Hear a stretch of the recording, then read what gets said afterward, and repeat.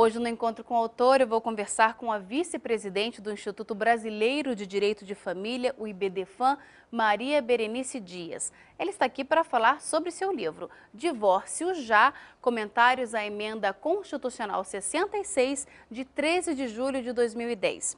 Olá, Maria Berenice, bem-vinda ao Iluminuras. Um prazer estar aqui com vocês.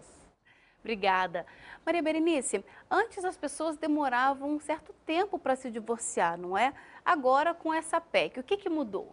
É importante porque antes o Estado parecia que queria que as pessoas ficassem dentro do casamento. Então, assim, precisava separar. Para separar, precisava se questionar culpas, identificar causas para separar. Bom, e depois de separar, precisava converter a separação em divórcio. Precisava esperar um ano depois de todo esse processo de discussão de causas para converter em divórcio. Ou precisava ter 2 anos de separação de fato, já separado cada um, para então conseguir o divórcio.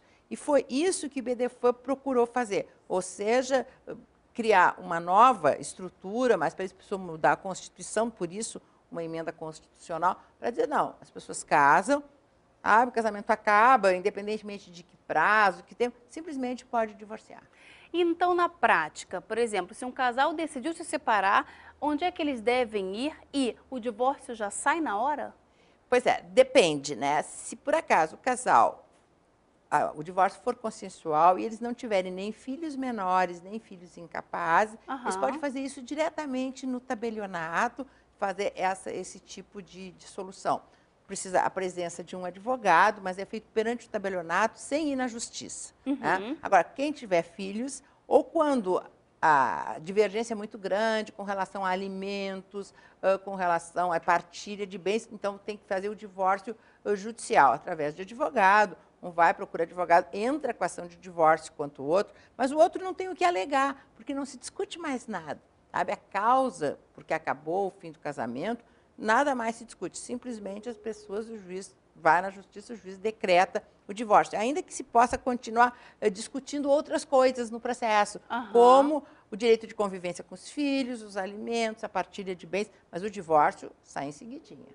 Bom, então com essa PEC também acaba aquela discussão com relação à culpa pelo fim do casamento, não é? Acho que esse foi um dos grandes ganhos, né, com esta mudança, além de acabar com esses prazos, também porque isso alimentava muito a litigiosidade do casal, porque ficava assim, não, eu vou provar na justiça que tu foi o culpado, que tu foi a culpada, porque tu me traiu, porque me bateu, sabe? Então, isso simplesmente não mais interessa. Quem entra com o divórcio não precisa dizer nada, eu quero me divorciar, fulano de tal, nada mais se discute. Eu acho isso muito significativo, principalmente quando o casal tem filhos, porque sempre as crianças ficam no meio dessa discussão. E depois imagina, assim, os processos às vezes tramitam durante anos, 5, 6 anos, onde discute, leva amigo, parente, não, tu foi o culpado. E o que faz uma sentença? Qual é o efeito de uma sentença? Olha, foi condenado porque se separou e tal.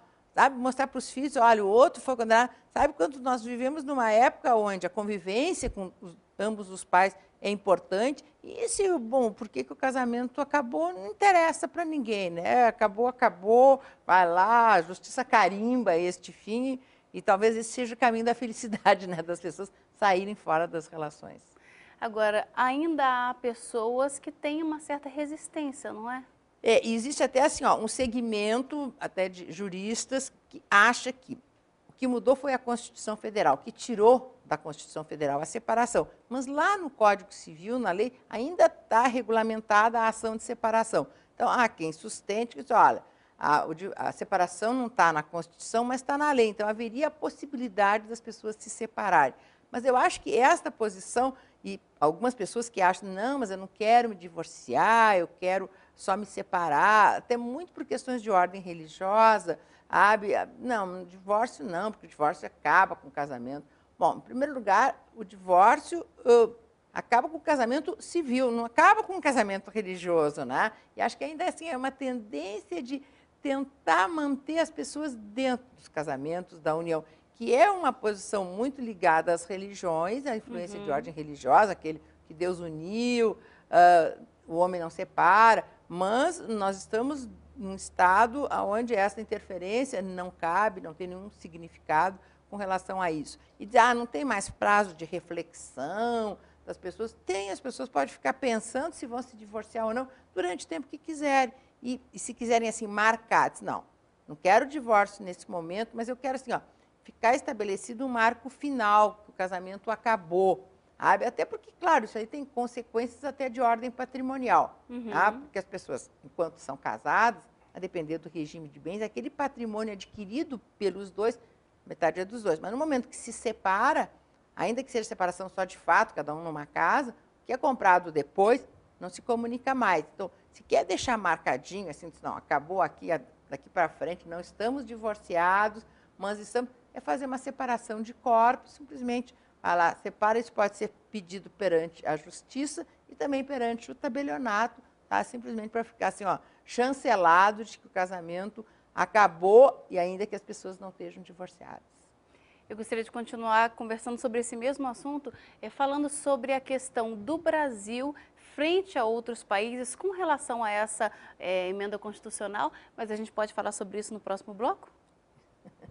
O Iluminuras vai para um pequeno intervalo e volta daqui a pouco. Até já!